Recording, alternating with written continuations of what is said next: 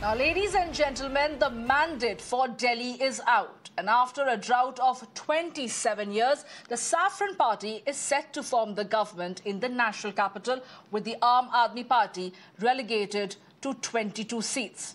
Election results are out, and we are not expecting these numbers on your screens to change much. But the big question today then is who will be the Chief Minister of Delhi from the BJP? Will the giant slayer from the New Delhi constituency, Parvesh Verma, who defeated Arvind Kejriwal, lead the Union Territory for the next 5 years? Or will the BJP spring a surprise? Delhi वासियों को बहुत बहुत बधाई। उन्होंने प्रधानमंत्री जी के में अपना विश्वास जताया है। ये प्रधानमंत्री मोदी जी की जीत है, दिल्ली वासियों की जीत है। क्या अगले चीफ मिनिस्टर से हम बात कर रहे हैं? मैं अभी आया हूँ, एक बार आपको फिर मैं बाद में बात करता हूँ। अमित शाह जी से मिलने गए थे? माननीय प्रधानमंत्री जी के नेतृत्व की जीत है। दिल्ली की जनता ने माननीय प्रधानमंत्री जी की बात पे विश्वास किया है, ये उसकी जीत है। आपको लगता है अब सीएम बनाने की जो दौड़ शुरू होनी है, बहुत आप लोगों पर उम्मीदें हैं। 5 साल क्या आप दिल्ली को देंगे एज नेशनल कैपिटल? वो डिसाइड करेगा कि भाजपा की सरकार आगे। दिल्ली को विकसित राजधानी बनाना, इस संकल्प के साथ काम करेंगे। Now, Kalkaji was the other high-profile constituency, and the victory of the sitting Chief Minister of Delhi, Atishi, against BJP's Ramesh Biduri narrates a tale of how the voters rejected Biduri for his sexist and vile remarks during the campaigns. The grand old party, which was heavily banking on Sheila Dikshit's legacy, is out on a duck again. What ails the Congress party? Why has the party failed a chance at resurgence again in the capital? Or has it clearly chipped away the anti-BJP votes from the Aam Aadmi Party? I think it was very obvious from all our meetings in Delhi and whichever people I was meeting that people wanted change. They were fed up of the way things were and they wanted change. I suppose they voted for change. My congratulations to all those who have won. And for the rest of us, it just means we have to work harder and we have to stay there, be on the ground and be responsive to the people's issues. आपने बोला कि जो हमारा लक्ष्य था वो पूरा होता हुआ नजर आ रहा है। क्या लक्ष्य आप? लक्ष्य एक था जिसने मेरी दिल्ली को बर्बाद किया है, उसकी बर्बादी शुरू हो चुकी है। तो क्या माना जा सकता है कि बीजेपी की सरकार बनती हुई नजर आ रही है? जिस तरीके से मालूम, ऐसा नहीं है कि बीजेपी ने बर्बाद नहीं किया और आम आदमी ने किया। जिसने भी मेरी दिल्ली को बर्बाद किया, दिल्ली ने उसको बर्बाद करने की ठानी है और बहुत चीज को पैसा। Now, did the corruption charges against the Aam Aadmi Party cabinet ministers and the fact that the Chief Minister, Arvind Kejriwal himself, was lodged in the jail for Liquorgate and the Sheesh Mahal narrative dent Aam Aadmi Party's fortunes? Delhi has decided to get on the double-engine bogie. But will the issues of Delhiites get resolved? Grievances pertaining to civic issues, toxic air quality, contaminated water, cleaning of the Yamuna, jobs for the youth, better public transport. Will many other such concerns get addressed? And to discuss this further, I'm joined by our extremely esteemed panel of guests this afternoon.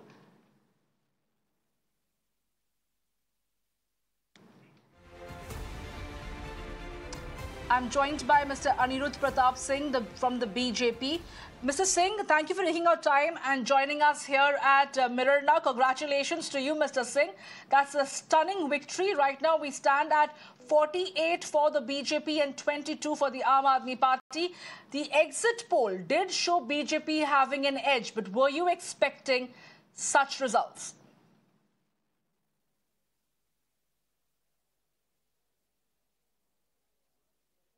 सबसे पहले आपके channel के माध्यम से मैं दिल्ली के लोगों को धन्यवाद देना चाहूँगा कि उन्होंने मोदी जी की गारंटी को एक्सेप्ट किया, क्योंकि उन्होंने एक ओथ लिया हुआ था कि नहीं सहेंगे, बदल के रहेंगे और केजरीवाल को हटा के रहेंगे।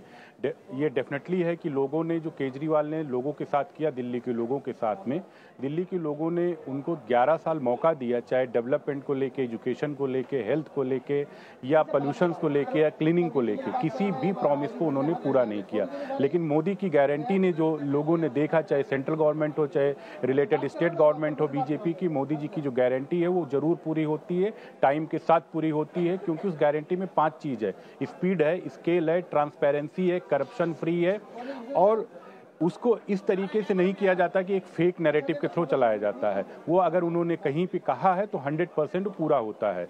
अब क्योंकि अभी हम लोग सुबह से मॉर्निंग से डिबेट की कर रहे हैं और डेफिनेटली हम लोगों के लिए बड़ा अच्छा मूवमेंट है, तो जाहिर सी बात है कि एंजॉयफुल मूवमेंट यहाँ पे है, तो हम लोग उस पर ध्यान दे रहे हैं।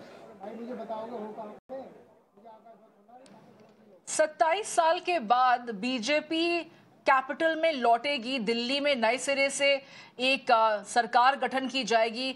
चेहरा कौन होगा उसके ऊपर अभी भी एक बहुत बड़ा प्रश्न चिन्ह है। क्या वो परवेश वर्मा हो सकते हैं या हमेशा की तरह बीजेपी को सरप्राइज सामने लाएगी? बट दिल्ली को इस बार बीजेपी नया क्या भेंट देगी?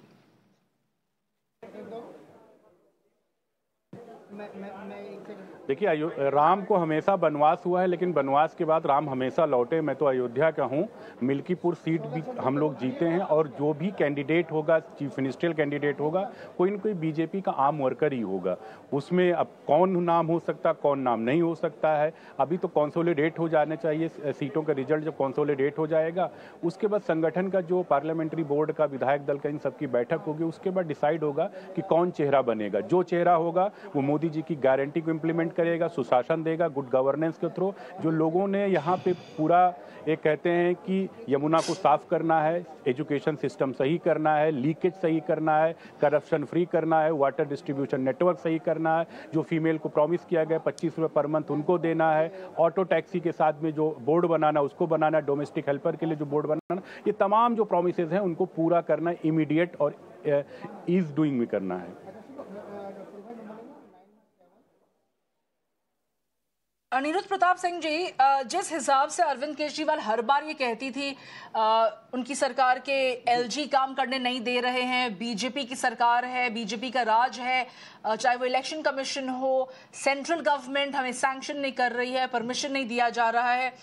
अब क्योंकि डबल इंजन सरकार हो जाएगी दिल्ली में, तो क्या हम ये मान सकते हैं कि जो लोगों के मुद्दे हैं, चाहे वो AQI का मुद्दा हो, चाहे वो सड़कों का मुद्दा हो, पानी का मुद्दा हो, चाहे वो यमुना का मुद्दा हो, क्या ये सब अब दिल्ली वासियों को झेलना नहीं पड़ेगा?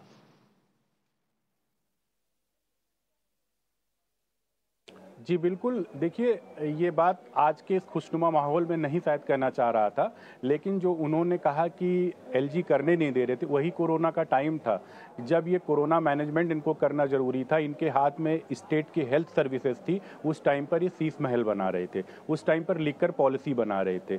जब इन्होंने कहा कि हम होम ट्यूशन देंगे, उस टाइम पर ये होम डिलीवरी वाइन कर रहे थे। तो जाहिर सी बात है जो इनके लिए चीजें थी इन्होंने किया, लेकिन जो जनता के लिए चीजें थी उसको करने के लिए बहानेबाजी करते रहते थे कि अगर 2000 करोड़ का रेवेन्यू लॉस होता है। इन्होंने अभी क्या किया कि बस में कहा कि हम बस में फीमेल को फ्री देंगे, पता चला आपने बस तो बाई नहीं किया, साथ में जो बस है आपका ड्राइवर फीमेल को देख के बस रोकता नहीं था, तो फ्री वाला सिस्टम आपका कहां से चलता था। उसके बाद में 2000 करोड़ का लिकर पॉलिसी आपने बनाई, रेवेन्यू लॉस कर दिया। पहली बार दिल्ली का बजट जो डेफिसिट में चला गया। तो जाहिर सी बात जो ये सारी चीजें, दिल्ली बहुत रिच स्टेट है, ऐसा नहीं कि यूटी है, बहुत अच्छे स्टेट है, 42 लाख टैक्स पेयर यहाँ पे हैं, यहाँ पे जीएसटी कलेक्शन अच्छा होता था। लेकिन रीजन क्या है कि अगर आप लीकेज करेंगे, करप्शन करेंगे, हेल्थ सर्विस में 65 लाख टेस्ट आपने फ्री टेस्ट किए, तो जाहिर सी बात, फर्जी टेस्ट किए, तो जाहिर सी बात अगर हर जगह आपका केवल एक ही मोटिव रहेगा कि हमें खुद को कमाना है, खुद को बढ़ाना है, और पंजाब से लेके यहाँ तक, तो ये पब्लिक है कि 22 किलोमीटर रेडियस का स्टेट है ये, जहां की 1.5 करोड़ वोटर है और एक हाईली लिटरेट अर्बन स्टेट है ये। तो लोगों को लगा भाई हमने इनको ठीक है, एक बार मौका दिया, 2 बार मौका दिया। आप इनके लिए तो वही है कि आप शराब के नशे में थे, दिल्ली के मालिक शीश महल के साथ यमुना में आप डूब गए।